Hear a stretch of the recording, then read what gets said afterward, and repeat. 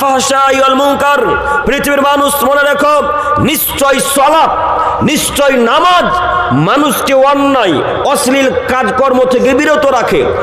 আল্লাহর বাণী, এই যে কোরআন মাজিদ, আব্দুল করিমকে স্টেজে থামিয়ে দেন, চেয়ার বন্ধ করে দেন, মাইকের আওয়াজকে বন্ধ করে দেন। বলেন আব্দুল করিম সাহেব, যে আয়াত এবং হাদিস পেশ করছেন, পাঠ করছেন, এই আয়াত কোরআনে আছে কি? ওই হাদিস সহিহ হাদিস কি? আব্দুল করিমকে ঠেকিয়ে দিয়ে বলেন, আব্দুল করিম 24 ঘন্টা আপনাকে হাদিস কোরআন দেখার জন্য প্রস্তুতি গ্রহণ করে এসেছে জঙ্গিপুর মুর্শিদাবাদ থেকে। একটু আপনাকে দেখাই, এই কোরআন মাজিদের মধ্যে আল্লাহ বললেন, ইন্নাস সালাতা তানহা আনিল ফাহশাই ওয়াল মুনকার। হে পৃথিবীর মানুষ, তোমরা যারা মুহাম্মদ সাল্লাল্লাহু আলাইহি ওয়াসাল্লামকে বিশ্বাস করো, পৃথিবীর মানুষ তোমরা যারা আল্লাহকে মেনে নিয়েছো, তোমরা যারা জান্নাত জাহান্নামকে বিশ্বাস করেছো, তোমাদেরকে বলছি শোনো, নিশ্চয় নামাজ মানুষকে অন্যায় অশ্লীল কাজকর্ম কথাবার্তা থেকে বিরত রাখে। নিশ্চয় সালাত মানুষকে নোংরা কাজকর্ম থেকে বিরত রাখে। নিশ্চয় নামাজ মানুষকে নোংরা কাজকর্ম করতে দেয় না। ও আব্দুল করিম সাহেব, আপনার কথার সাথে একমত হতে পারলাম না। ও আব্দুল করিম ভাই, আপনার কথার সাথে একমত হতে পারলাম না। কেন? আমাদের এলাকাতে অনেক মানুষ সালাত আদায় করে, এ লোকটা সালাত আদায় করে আবার সুদও ঘুষও খায়। হ্যাঁ, তো কই নামাজ তো অন্যায় কাজ থেকে বিরত রাখতে পারলো না। প্রশ্ন আমার মনে বুঝতে পারেননি। একটু আগে আল্লাহ কি বললেন?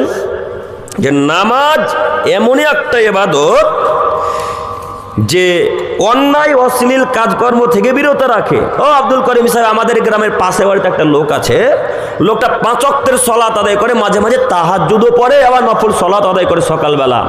তো এই লোকটা নামাজও পড়ে, সুদও খায়। তো কই নামাজ তো অন্যায় কাজ থেকে বিরত রাখতে পারলো না। ও আব্দুল করিম ভাই, কথা ভুল হচ্ছে আপনার। আমাদের এলাকাতে হাজার মানুষ আছে যারা মুসল্লি সালাত আদায় করে, এরা নামাজও পড়ে, আবার বিড়িতে টানও মারে। তো কই এরা তো অন্যায় কাজ থেকে বিরত থাকতে পারলো না।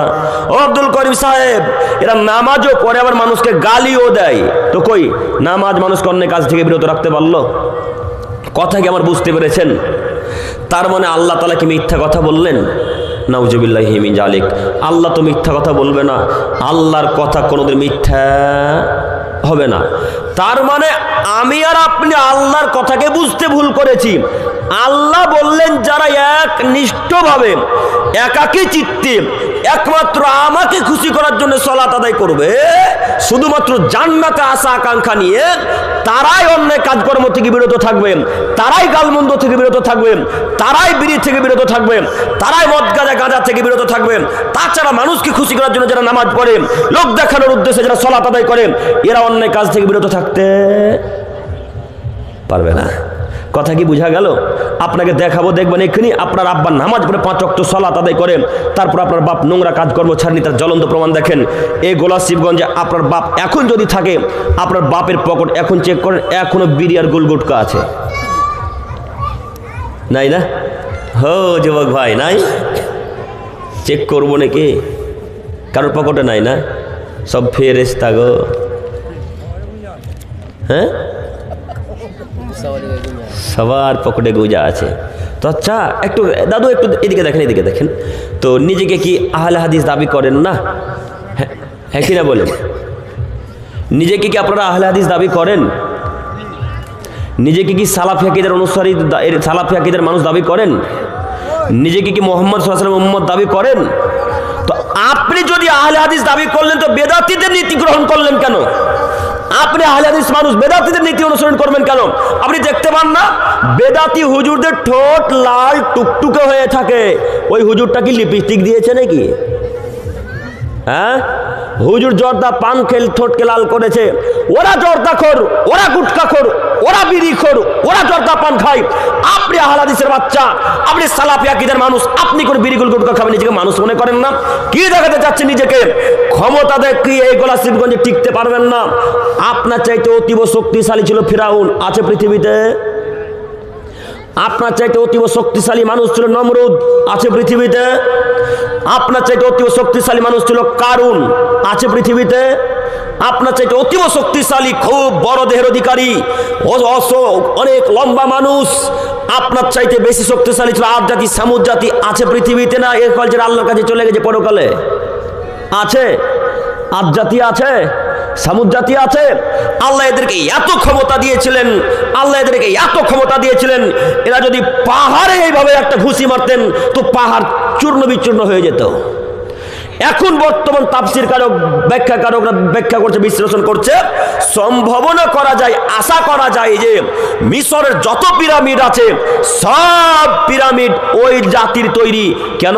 সেই যুগে তো এত বড় বড় মেশিন ছিল না, সেই যুগে তো এত বড় বড় ক্রেন ছিল না, সেই যুগে তো এত বড় জেসিবি ছিল না, সেই যুগে তো এত দামি দামি মেশিন যন্ত্র ছিল না। ছিল কি? ছিল না। তো এই বড় বড় 20 টন 20 টন ওজনের পাথরকে, 1 কুইন্টাল ওজনের পাথরকে কে চালাতে পারে? ওরাই। 100 টন 200 টন ওজনের পাথরকে একাই তুলে আছাড় দিয়ে ফেলে দিতে পারে। তার নাম আদ জাতি, সামুদ জাতি। এত শক্তিশালী মানুষ ছিল তারা আছে পৃথিবীতে। ক্ষমতা দেখিয়েছিল আল্লাহর সাথে। আল্লাহ নবী যখন এসে বললেন এই সালাত আদায় করতে হবে, আল্লাহকে চিনতে হবে, তোমাদের চাইতে আরো শক্তিশালী একজন আছে, তার নাম আল্লাহ, তখন তারা অহংকার করে বলে আমাদের চাইতে শক্তিশালী পৃথিবীতে আরো কেউ আছে। তাদের অহংকার। তখন আল্লাহ তাআলা বৃষ্টি বন্ধ করে দিলেন, তাদেরকে ধ্বংস করে দিলেন। তা আপনি আদ জাতির চাইতে কি? আপনি আদ জাতি নমরুদের, ফেরাউনের, কারুনের নখের যোগ্যতা রাখেন বদের দিক দিয়ে, নখের। তা আপনি কিসের অহংকার দেখাচ্ছেন? কেন অহংকার দেখাচ্ছেন? আজকের পর থেকে এই নোংরা জিনিসগুলো পরিত্যাগ করতে পারবো না ইনশাল্লাহ? পারবো ইনশাল্লাহ। তবে একটি কথা মাথায় রাখবেন, যদি না পরিত্যাগ না করতে পারেন, না ছাড়তে পারেন, একটি হাদিস আপনার জন্য যথেষ্ট।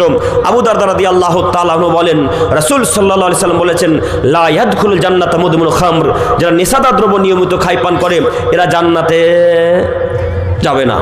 আচ্ছা, এই যে হাদিসটা আমি পেশ করলাম, এটা কি আমার কথা না মুহাম্মদ সাল্লাল্লাহু আলাইহি সাল্লামের কথা গো? মোহাম্মদ সাল্লাল্লাহু আলাইহি সাল্লামের কথা। তো মোহাম্মদ সাল্লাল্লাহু আলাইহি সাল্লামের কথা কি মিথ্যা হবে কোনোদিনও? তার কথা তো মিথ্যা হবে না কোনোদিন ইনশাল্লাহ।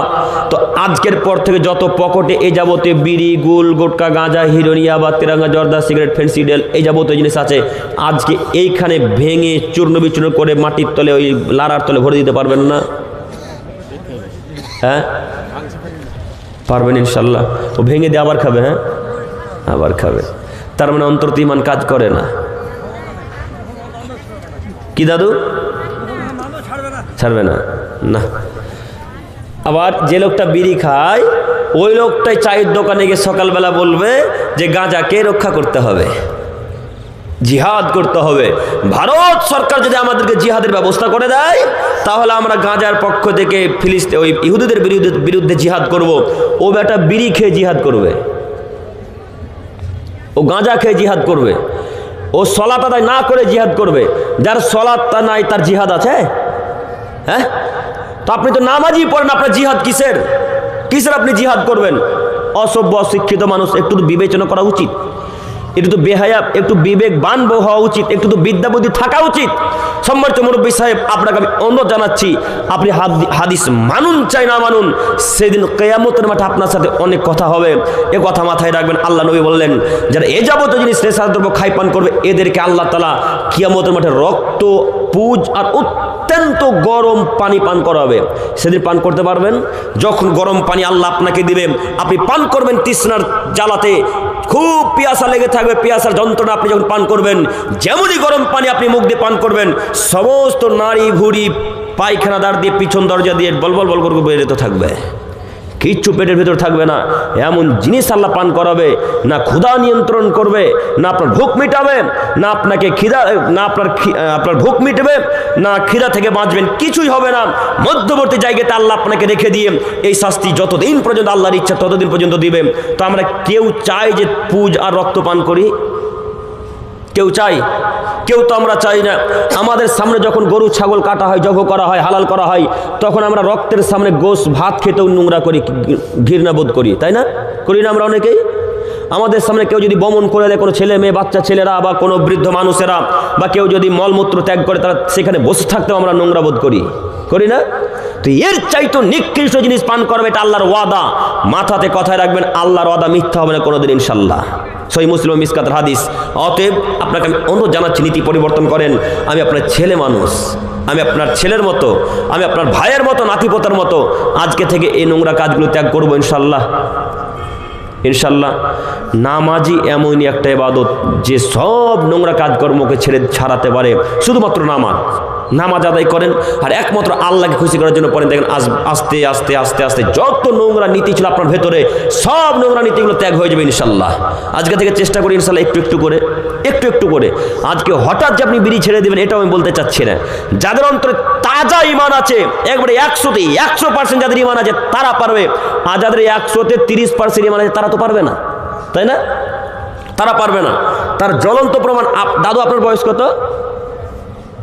দাদু আপনাকে বলছি, আপনার বয়স 55। এই দাদুর থেকেও বড় ওনার বয়স 65 বছর। ওই আমরা রামপুরহাট বলে একটা স্টেশন আছে, চিনেন কি? নাম শুনেছেন কোনোদিন? রামপুরহাটে বক্তব্য দিচ্ছি 14ই নভেম্বর। তো বক্তব্যের কথা আস্তে আস্তে কোনো এক পর্যায়ে এই কথাগুলো চলে এসেছে যে তারা আবার হানাফি মানুষ। আপনারা তো আহলে হাদিস, ওরা আবার হানাফি মানুষ। আমরা হানাফিদের প্রোগ্রামে অনেকেই যাই আলহামদুলিল্লাহ, এখন বুঝতে শিখেছে তারা। তো বক্তব্যের কথা শেষ হতে না হতে এক পর্যায়ে বিড়ির কথা যখন এসেছে তখন দাদুর বয়স 65 বছর। ওই দাদু বলছেন, আচ্ছা কালকা থেকে বিড়ি ত্যাগ করলাম, বিড়ি ছেড়ে দিলাম। একবারে মাইকে এইভাবে সামনাসামনি কথা, ভিডিও আমাদের মোবাইলে এখনো আছে। তো তখন দাদুকে বলা হলো, দাদু এখন ছেড়ে দেন না। বলছে না আজকে ছাড়তে পারবো না, আজকে রাতে একটা খাবো, তো কাল থেকে ছাড়বো। এটা দাদু বলছে। তখন দাদুকে একটা কথা বললাম, দাদু যদি রাতের মধ্যে মারা যান?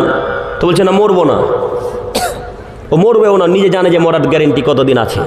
তখন তাকে বললাম, দাদু আসলে আপনি কি গ্যারেন্টি দিতে পারছেন যে মরবো না?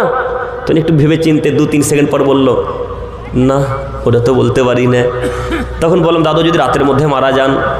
তখন বললাম, লাও বিড়ি লাও, বিড়ি লাও। আমার হাতে বিড়ি তুলে দিল, আমি বিড়িটাকে চূর্ণ বিচূর্ণ করে ভেঙে স্টেজে ফেলে দিলাম। এই মোবাইলটাতে এখনো ভিডিও আছে, যদি বিশ্বাস না হয় আমাকে থামিয়ে দিয়ে আবার দেখেন ভিডিও। দাদুর বয়স 65+।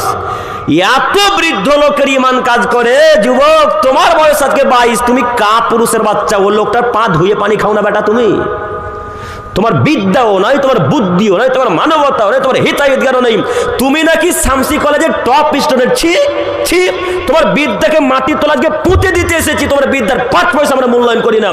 যেই বিদ্যা বিড়ির মুখে লাথি মারতে পারে না, যে বিদ্যা সলাত আদায় করতে পারে না, যে বিদ্যা মায়ের সাথে ভালো আচরণ করতে শিখায় না, যে বিদ্যা হালাল আরামে পার্থক্য করতে পারে না, ওই বিদ্যা মাটির উপরে না রেখে মাটির তলে গোরস্থানে পুঁতে দেওয়া অনেক অনেক অনেক অনেক অনেক বেশি ভালো। এই বিদ্যাকে মাটির উপরে রাখিয়েন না। যুবক ভাই আপনাকে বলছি, আপনি নীতি পরিবর্তন করেন। মানুষই পারে যাবতীয় নোংরা কাজকর্ম ত্যাগ করতে, না পশু প্রাণী পারবে? পশু প্রাণীকে যদি ঘাস খাওয়া নিষেধ করতে, গরুকে যদি ঘাস খেতে নিষেধ করেন, গরু ঘাস খাওয়া ছাড়বে? মানুষ পারবে। যে কোনো জিনিস ত্যাগ করতে কে পারে? মানুষ পারে। যে কোনো জিনিস বানাতে কে পারে? মানুষই পারে। এই যে এত দামি দামি এরোপ্লেন, রকেট, হেলিকপ্টার, বাস, ট্রেন, এত দামি দামি যন্ত্রপাতি তৈরি হচ্ছে, এগুলো সব কি পশু প্রাণীতে করছে না মানুষে? তো মানুষের দ্বারাই সব কাজ সম্ভব। শুধু মানুষকে জীবিত করা ব্যতীত, আর জন্ম দেওয়া, এই জীবিত করা ব্যতীত। অতএব আপনাকে আমি অনুরোধ করছি, আজকের পর থেকে এই যাবতীয় নোংরা কাজকর্ম ত্যাগ করতে পারবো ইনশাল্লাহ? সবাই বলি ইনশাল্লাহ। হ্যাঁ, তুই যা বলবি বল, আমি কান করেছি ঢোল, তোর কথা শুনছি না। কিভাবে বিড়ি ছাড়বে গো? সকালবেলা যখন পায়খানা ঢোকে তখন তো একটা বিড়ি ধরাতে হবে, নইলে তো পায়খানা হবে না। হ্যাঁ, ওটাই তো আমিও বলছি, বিড়ি না খেলে পায়খানা হবে না। আর রাজমিস্ত্রি ভাইরা কাজ করতে করতে ক্লান্ত হয়ে গেছে, প্লাস্টার করতে করতে ওই বিমে মাঝে মাঝে মশলাগুলো ধরে না। বিম বুঝতে পারছেন তো, রাজমিস্ত্রি ভাইরা তো আছে। তো বিমে মাঝে মাঝে মশলাগুলো ধরে, যখন ভিজে যায় বেশি তখন মশলা ধরে থাকে না, তখন একটু শুকাতে 2 টান একটা বিড়ি মেরাই দিই, তখন বিড়ি ধরিয়ে দিল। আর এই যে চাচাদেরকে দেখছেন, চাচাদেরকে মাঠে কাজ করতে দেখেছি। আমারও তো চাষির ছেলে, আমার বাপ জমি চাষ করতে